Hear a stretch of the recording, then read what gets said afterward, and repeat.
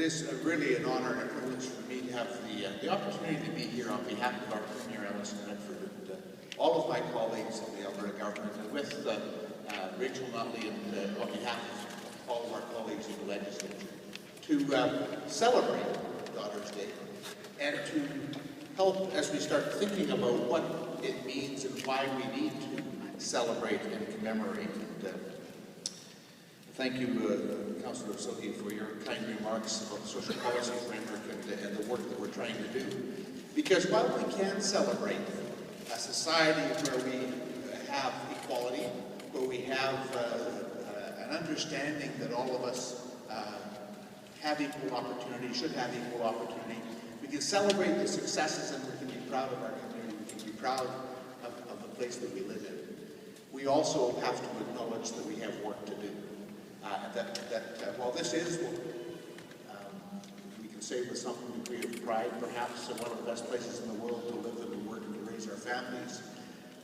we're not by any stretch of the imagination where we ought to be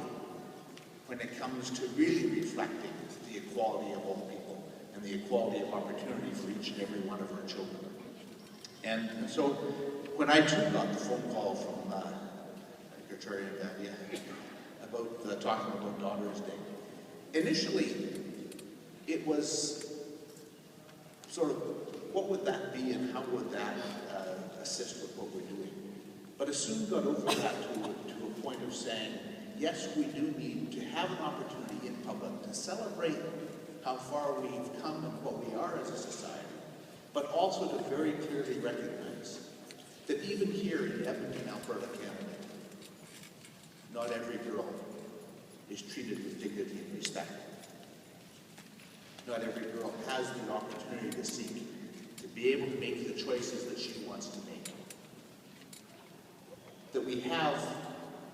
violence against women and violence in families, and yes, we have violence against men as well, but predominantly it's violence, sexual violence against women, family violence,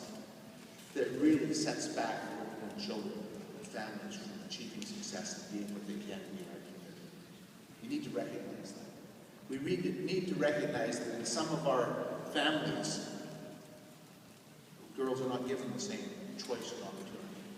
We need to recognize that if we want to end poverty in our community, and when we did the social policy framework across the province of 33,000 Albertans, we talked about what kind of community we want to live in. First and foremost, they want to end poverty. If we want to end poverty,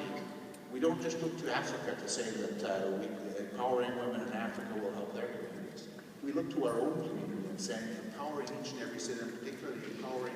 our girls to be the success that they can be, will help us break that cycle of poverty. We don't have to look too far beyond our neighborhood to know that we have young girls having children in our community, and that there are things that we can do to change that. So I want to thank Dr. Badia and all of the people who had the initial idea that if we bring out and celebrate and commemorate Daughter's Day, yes, we can celebrate the fact that we are a society where girls and women can be whatever they want to be. And we can also recognize that we've got a long way to go to make sure that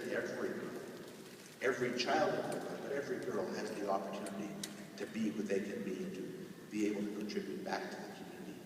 and continue to make this a great place to live and to work and raise your family. So thank you for being here. Thank you to the committee for pursuing this dream and pursuing this day and making this the second day. And on behalf of our Premier Ellis and all of our colleagues in government, thank you for being here, for bringing your voice and lending your voice to making sure that while we have this ideal,